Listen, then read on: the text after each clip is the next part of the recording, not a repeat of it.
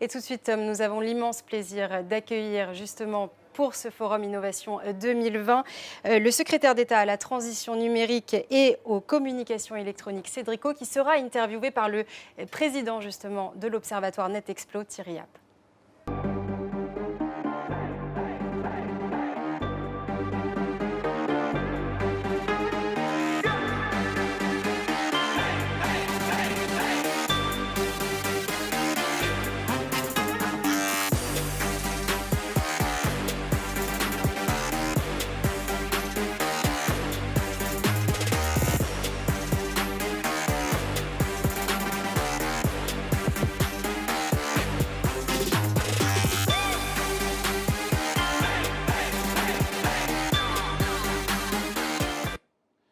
Monsieur le ministre, bonjour. Bonjour. Merci d'être avec nous pour cette ouverture du Forum NetExplo. La vocation du Forum NetExplo, comme vous le savez, c'est de pouvoir poser la question où en est le digital mondial, comme chaque année. On a assisté en cette année de pandémie à une explosion des innovations digitales partout dans le monde, notamment en France avec Stop Covid. Quel bilan vous tirez de l'ensemble de ces innovations en France et à l'international ? Je pense que ce qui est intéressant avec la crise du Covid et la question du numérique et de la santé, c'est deux choses. D'abord, c'est que ça a fait gagner des années en termes de progression du numérique et de la santé, parce que c'est la première fois que le numérique a été au cœur de la résolution d'un problème, d'une crise, en l'occurrence une pandémie mondiale. Et le numérique, il a été partout dans la gestion de la pandémie. On a beaucoup vu la partie émergée de l'iceberg, c'est-à-dire les applications de contact tracing, l'utilisation qui a été faite du numérique au Japon, en Chine, en Corée du Sud et en Europe et aux États-Unis. Mais je pense que ce n'est pas le plus intéressant. Le plus intéressant, ça a été la manière dont le numérique a aidé à gérer la crise en back-office, pour le dire comme ça. Je prends quelques exemples. Deux exemples français. La question du système des tests. Aujourd'hui, on a en France, en temps réel, les résultats de remontée des tests de tous les Français, avec plus d'1 million de tests qui sont faits par jour. Ça a été fait, ce système d'information a été déployé en 2 semaines. Pour tous ceux qui font des systèmes d'information, cela dit la rapidité sur un sujet qui va de manière extrêmement granulaire dans tout le territoire français. Sans cette architecture numérique, on ne pourrait pas piloter la politique de santé. Si on avait une remontée papier ou une remontée autre qui faisait qu'on n'avait pas au jour le jour les vrais résultats. Aujourd'hui, on sait combien de personnes sont testées chaque jour et combien de personnes sont testées positives, à peu près qui ils sont, où ils habitent, etc. Ce qui permet de piloter la politique de santé. Autre innovation, là encore, qui n'est pas visible, mais qui me semble extrêmement importante, c'est la question de l'utilisation de l'intelligence artificielle pour mieux comprendre la pandémie, mieux comprendre par exemple des interactions médicamenteuses, des facteurs de comorbidité. Et c'est ce qu'on a réussi à faire en partie en France avec l'entrepôt des données de santé. Et ça nous a aidé à mieux comprendre la pandémie. Ça nous a aidé à mieux comprendre comment on devait la soigner, quels étaient les problèmes, les facteurs qui la rendaient plus dangereuse. Et en extrêmement peu de temps. Et la remontée des données, le fait qu'on puisse cruncher un très grand nombre de données, etc., nous a aidé à combattre la pandémie. Et je ne parle même pas de la meilleure information en temps réel des citoyens, de la capacité à se renseigner, la capacité à s'auto-diagnostiquer pour savoir ce qu'il faut faire. Encore un autre exemple qui me semble assez intéressant, c'est le site maladiecoronavirus.fr, où en fait, vous allez vous rentrer vos grandes caractéristiques, vos pathologies, éventuellement vos maladies chroniques, votre taille, votre poids, etc., si vous avez de l'asthme. Et en fonction de vos symptômes, on vous dit ce qu'il faut faire. Soit rester chez vous, soit appeler le 15, soit appeler votre médecin traitant. Mais par exemple, juste ça a diminué de 70% les appels au 15. Et donc, sans ça, on avait des appels au 15 qui étaient submergés. Grâce à ça, on peut détecter assez vite quand la pandémie arrive quelque part, et on a pu, par exemple, détecter la disparition du goût. C'était quelque chose qu'on n'avait pas perçu, qui n'était pas présent dans les symptômes de la maladie en Chine. Et assez vite, on s'est rendu compte que les gens signalaient des disparitions de goût. Et donc, du coup, on a remis une question en disant, mais est-ce que, par ailleurs, vous avez... Et on a pu confirmer. Donc, c'est assez intéressant parce que ça aide à gérer des crises, à gérer une pandémie en temps réel. Et on n'aurait pas... Ça a été très compliqué. Mais ça aurait été encore pire si on n'avait pas eu le numérique.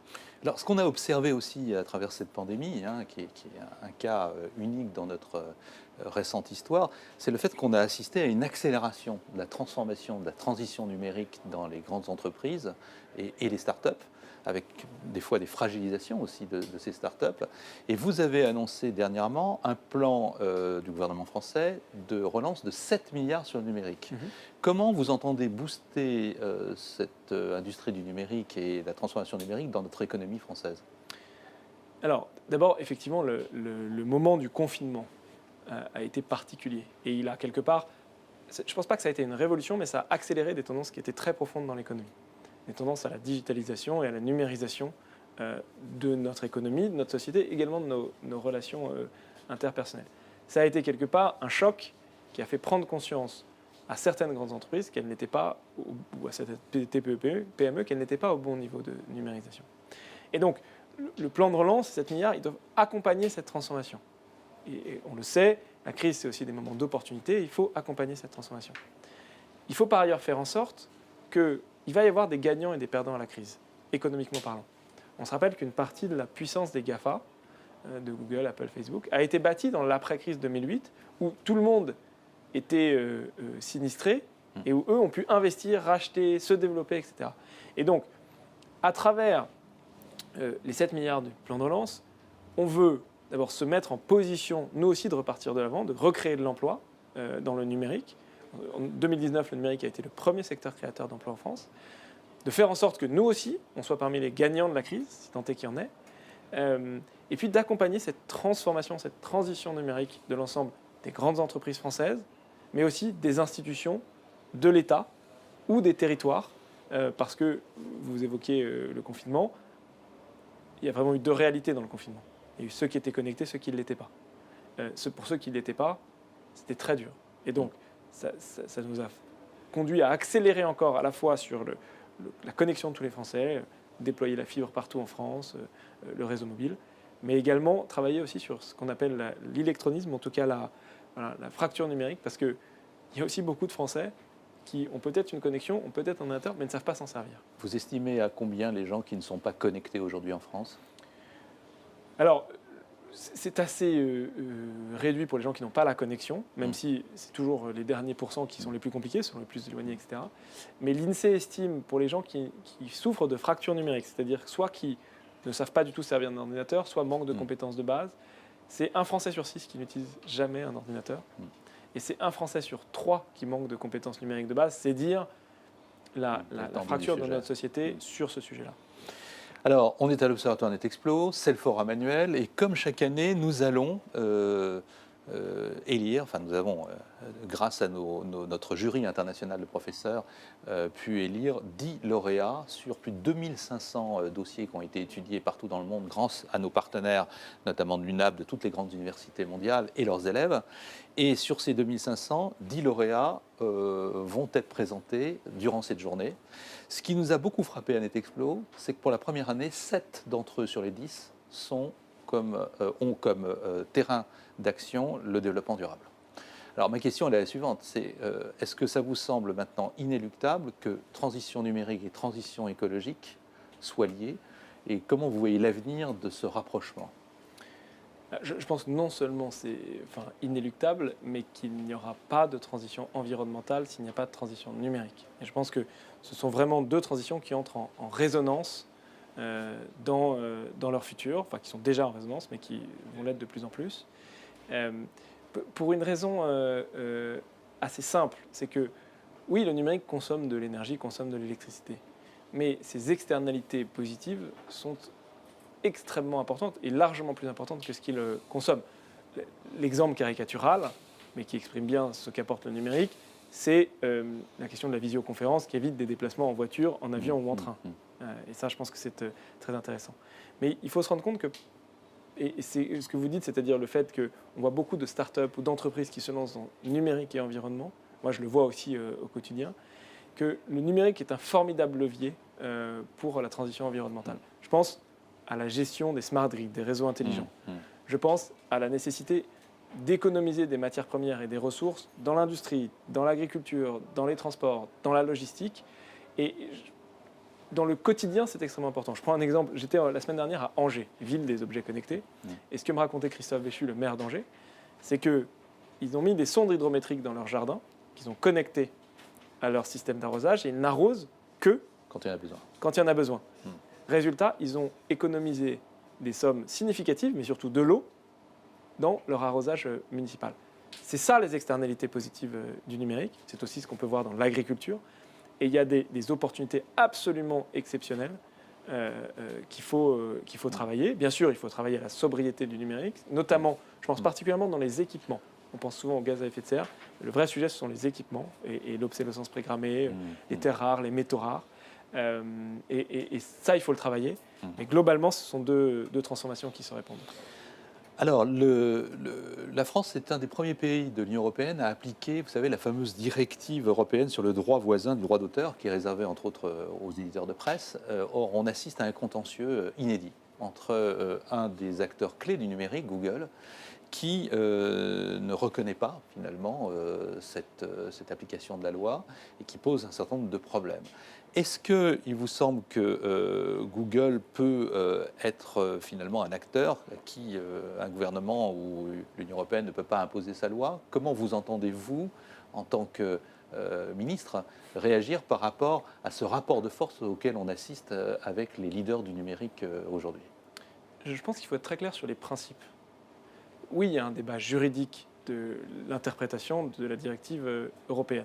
Personne ne le nie et on verra comment ça se terminera. Ça, c'est sûr. Mais les principes, ils sont très clairs. Il y a certains choix qui sont des choix de société. Comment on finance la presse? Comment on partage la valeur? Comment on taxe les entreprises? Comment on définit un système social? Comment on protège les données des citoyens? Ça, ce sont au gouvernement et aux institutions qui sont élues ou émanent d'institutions élues comme l'Union européenne, de prendre des décisions et de faire des choix sur leur territoire. Et aucune entreprise, aussi puissante, aussi grande, aussi innovante, aussi cool soit-elle, ne peut imposer sa loi. Parce que ce sont des choix sociétaux et démocratiques. Et donc, il y a un débat juridique, mais sur le fond, nous, on est très clair. C'est que si à un moment il faut changer la juridiction, il faut changer la juridiction. Mais Google doit appliquer la loi. L'esprit de la loi, c'est qu'il doit partager la valeur avec les éditeurs de presse. C'est un choix démocratique.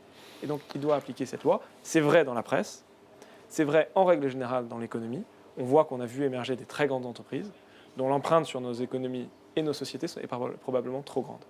Donc il faut en tirer les conséquences. C'est un débat qui a lieu aux États-Unis et en Europe d'ailleurs. Il y a une réglementation, le Digital Services Act, qui a été beaucoup poussé par la France, qui a été évoqué par Margrethe Vestager et Thierry Breton hier. Et je pense qu'on doit aller vers plus de régulation. Parce que le numérique, c'est beaucoup d'opportunités. C'est aussi, comme toute innovation, quelque chose qui a poussé à côté de la régulation, qui parfois interroge la régulation. Et on doit mettre à jour la régulation. Parce que c'est pas parce qu'on est en ligne que le droit, la loi, ce qui a été voté par les citoyens ne doit pas s'appliquer. Alors peut-être une dernière question, Monsieur le Ministre. Vous étiez dans le dernier gouvernement secrétaire d'État chargé du numérique. Aujourd'hui, vous êtes secrétaire d'État chargé du numérique et des communications électroniques. Et vous avez dit dernièrement une phrase qui nous a beaucoup interpellés. Vous avez dit « Les télécoms sont l'épine dorsale de la transformation numérique. Sans connexion, pas d'usage ». Or, on assiste aujourd'hui à un débat, notamment en France, mais dans beaucoup de pays, et surtout en France, sur les bienfaits de la 5G, avec vraiment des vraies questions sur les dangers supposés de la 5G, sur le modèle de société et le modèle économique de ces nouvelles innovations. Et c'est un débat qui remet en cause, quelque part, la notion de progrès par la science et la technologie, qui divise considérablement notre société. Quelle est votre vision des sujets et qu'est-ce que vous pourriez répondre aux détracteurs de cette technologie, dont on sait que la 5G va être forcément un accélérateur des usages avec de nombreuses, applications dans tous les domaines, et des domaines notamment cruciaux, pas simplement économiques. Je pense à la santé, mais aussi à d'autres.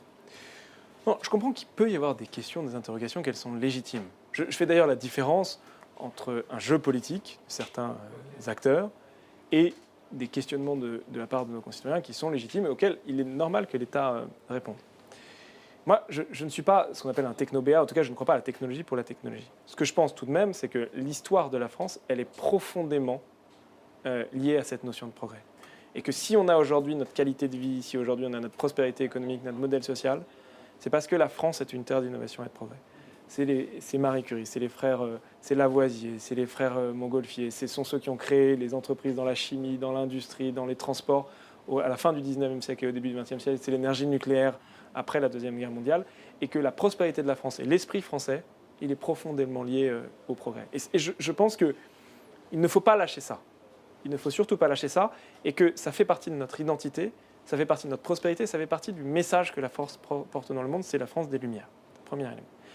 Alors bien sûr, il y a des questions qui peuvent se poser. La technologie n'est pas tout le temps, la technologie n'est pas bonne en soi, elle est bonne en fonction de ce qu'on en fait.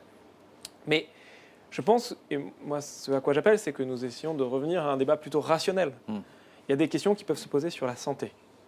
Sur ces éléments-là, on l'a dit, la France a le cadre le plus protecteur du monde. Il y a 28 000 études qui ont été menées sur cette question sanitaire et des ondes électromagnétiques dans le monde. Il n'y a jamais été démontré qu'il y avait un quelconque problème. C'est pour ça d'ailleurs que la 5G est considérée par le Centre international de recherche contre le cancer comme aussi dangereuse que la viande rouge ou le café chaud. Premier élément. Et donc, l'État, nous sommes prêts à discuter avec les maires, à mieux informer, à augmenter le nombre de mesures pour vérifier qu'il n'y a pas de problème. Il y a un peu moins de 4000 mesures qui sont faites par année en France. Si on en fait quelques dizaines ou quelques centaines de plus pour vérifier qu'il n'y a pas de problème, je trouverais ça normal. Et s'il faut rassurer les Français en leur certifiant que dans la rue, dans les écoles, dans les hôpitaux, ils ne sont pas soumis, nous le ferons bien évidemment. Sur les 4000 mesures, il n'y a jamais un point qui dépasse la valeur limite. Et il est arrivé 20 fois l'année dernière que les points dépassent 10% de la valeur limite. Donc le sujet sanitaire est abordé. Sur la question environnementale, nous l'avons évoqué. Et dès lors, nous assumons que ce sujet sanitaire, il est sous contrôle. On veut bien augmenter les contrôles. Le sujet environnemental, on l'a évoqué. Voilà. Mais moi, j'assume que, d'abord, nous n'avons pas la technologie honteuse. Nous considérons que dans un monde qui a besoin de la 5G pour réindustrialiser, dans une crise, on en a besoin. Puis par ailleurs, je trouve qu'il y a parfois un peu un mépris de classe dans un certain prise de parole sur la 5G pour regarder des films porno dans l'ascenseur. Mais qui sommes-nous pour décider ce que les gens font dès lors que la 5G elle est mieux disante environnementalement que la 4G. Donc là, je pense qu'il y a un débat, vous l'avez dit, sur la question du progrès, la question du numérique et de ce que ça apporte à la société. Et c'est un débat que moi, je veux porter parce que je crois profondément que c'est lié à l'histoire française, comme je le disais au début. Monsieur le ministre, je vous remercie d'avoir prononcé cette ouverture du Forum NetExplo Innovation 2020. Et j'espère donc à très bientôt pour toutes les évolutions sur le numérique, à la fois en France, en Europe et mondial, puisque notre forum est mondial et on va avoir le plaisir d'annoncer les 10 lauréats qui sont tous internationaux cette année 2020. Merci. Merci et bon courage.